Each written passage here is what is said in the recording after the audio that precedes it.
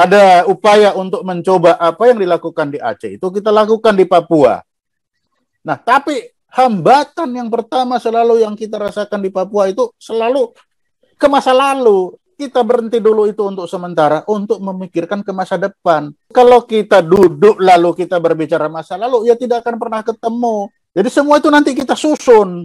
Setelah kita berbicara ke depan mau apa, lalu masa lalu itu seperti apa, apakah harus ada nanti permohonan maaf, ya mari. Tapi untuk sementara kita lupakan dulu masa lalu pembunuhan, kita lupakan. Kita bicara, oke, ke depan saya maunya apa? Oh, tentara kamu pulangkan. Oh ya, oke, tentara pulangkan. Kamu, ya kan begitu. Yang kita bisa bicarakan adalah rencana ke depan. Kita jangan bicarakan dulu masa lalu.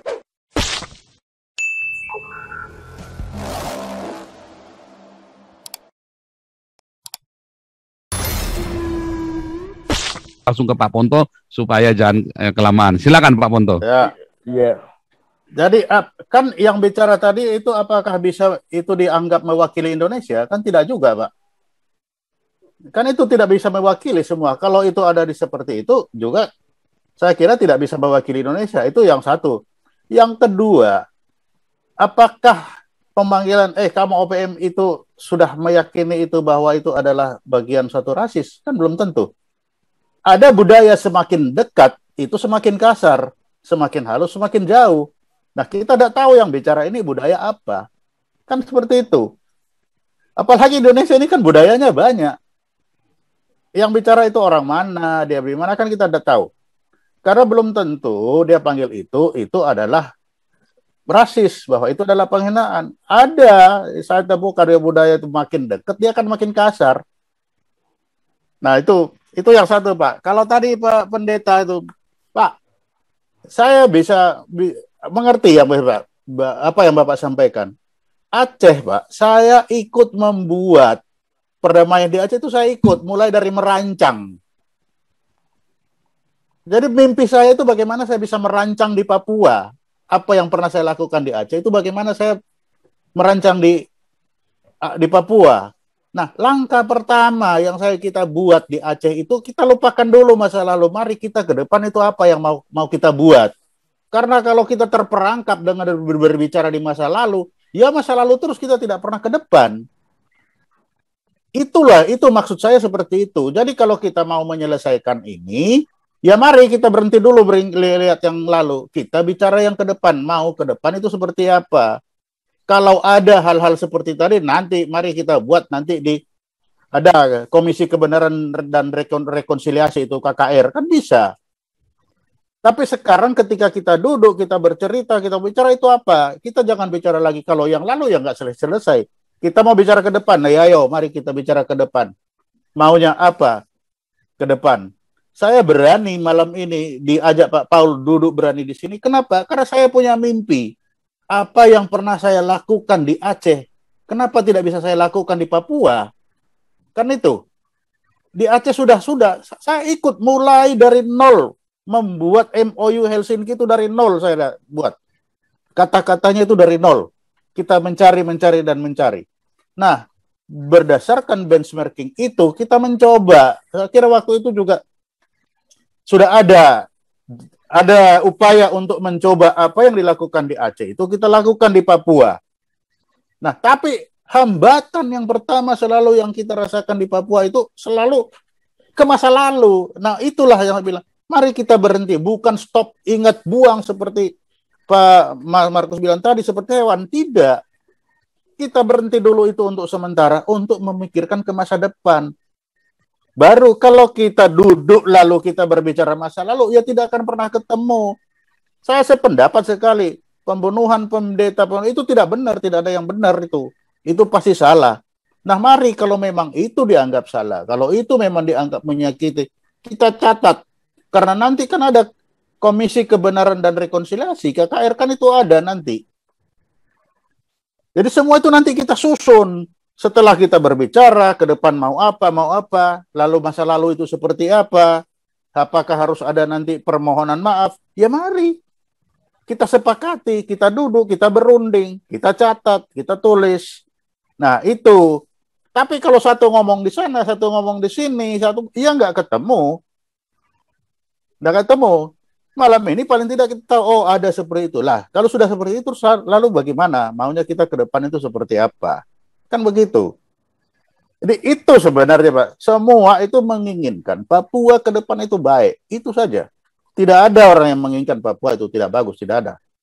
Semua itu ingin baik. Tapi untuk menuju ke sana, nah kerikilnya kan banyak, kerikilnya banyak. Kita aja baru malam ini ketemu Pak Markus. Sebelum ini kan belum pernah ketemu sebelumnya. Nah, Masa sih Pak? kapan kita mau ketemu? Sebentar Pak, ini saya curiga nih kalau Bapak ngomong begini nih. Masa intelijen nggak kenal Bung Markus Haluk nih Pak? Lah, itu.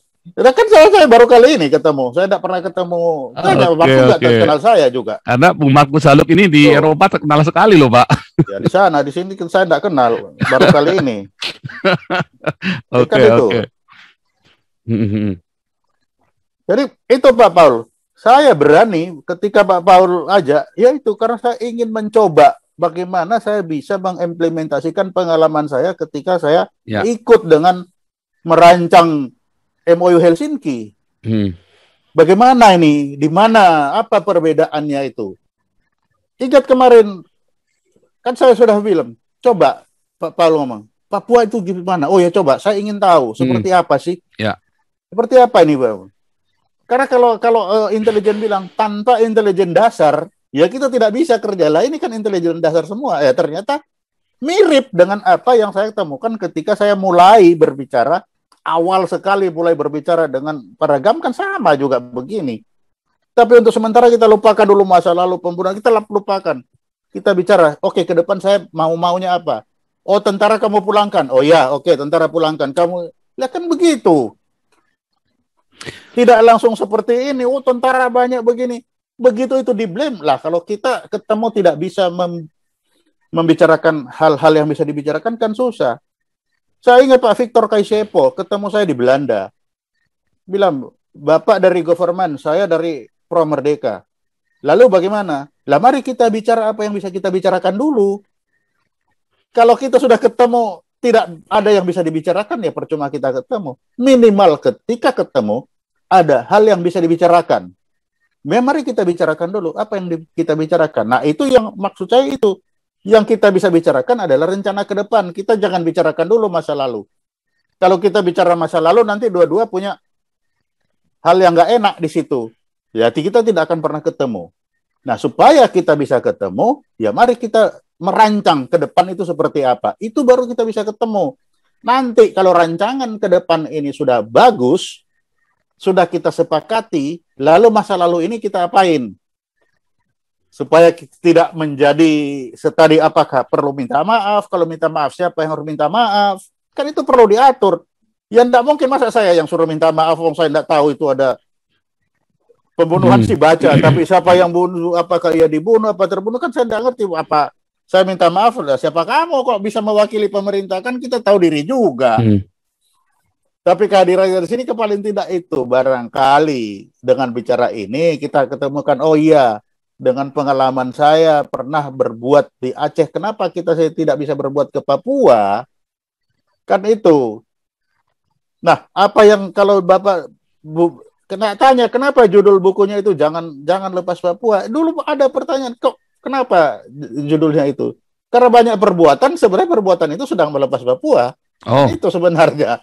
Boleh cerita dikit Pak, sebetulnya lalu pendekatan apa yang seharusnya dilakukan oleh pemerintah? Karena dengan pengiriman pasukan setan ini memang membuat image yang tidak baik terhadap pemerintah loh Pak.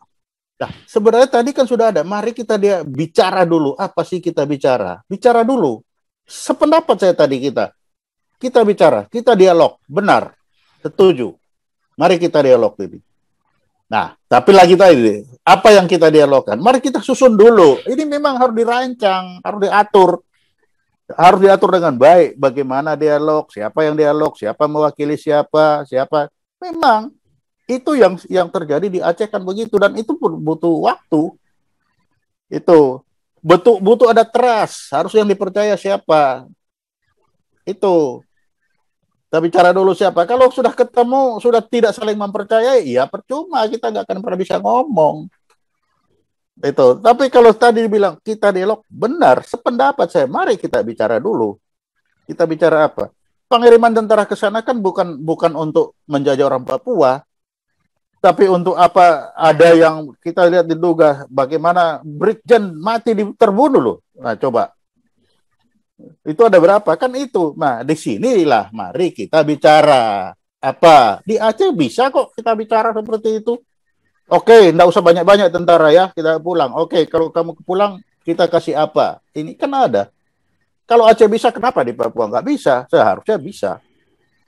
Tapi kan itu harus dirancang. Kita harus rancang dan itu harus ada seperti Pak Anu tadi siapa tadi Pak Marianus bilang, memang harus dari hati ke hati. Ya betul Pak, kita harus dari hati ke hati. Kita bicara apa mau kita. Ya memang.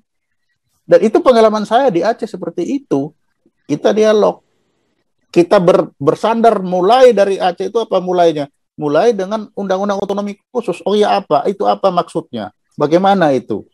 Tapi kalau kita tiba-tiba bicara otonomi, oh kita menolak otonomi khusus. Ya kapan kita bisa bicara seperti itu? Tidak akan pernah bisa bicara seperti itu. Nah, kalau balik itu, mari kita mulai titik tolak dari mana. Kita tentukan. Setelah itu baru kita terus ke depan mau apa. Nanti itu ada apa? Oh iya, ini nggak benar. Benar nggak benar? Tuh. Siapa yang menyampaikan dia nggak benar? Kita lihat menjadi saksi. Apa yang disampaikan tadi, apa benar? Ya, kita lihat. Nanti orang dari Jakarta lihat kan betul. Oh iya. Bagaimana dengan perwakilan pemerintah di sana? Masa pemerintah di Papua tidak melihat seperti itu? Kan ada di Papua kan bukan satu wilayah kosong, tapi wilayah yang sudah berpemerintahan, ada pemerintah di sana yang punya kewenangan itu melihat itu. Lah sejauh mana pemerintah ini? Kita akan tanya, pemerintah kamu apa di sana? Dan pemerintah sana kan orang Papua juga, masa dibiarin orang-orang sana terbunuh seperti itu? Akan itu. Jadi seperti itu kira-kira Pak Paul. Terima kasih. Anda telah menyimak materi video ini sampai selesai. Kami berharap Anda bisa memberi masukan kepada yang lainnya melalui kolom komentar dari sudut pandang Anda yang berbeda. Komentar Anda akan memberikan edukasi atau bahan pertimbangan bagi generasi dalam memahami narasi atau sumber berita yang belum tentu sesuai dengan fakta. Tapi sebaiknya bagi Anda yang belum subscribe, silahkan subscribe terlebih dahulu supaya komentar Anda tidak terbaca spam. Dan bagikan link video ini ke media sosial lainnya supaya teman Anda bisa berbagi pengalaman bersama kita. Terima kasih. Dan enjoy saja bersama Sodron Channel.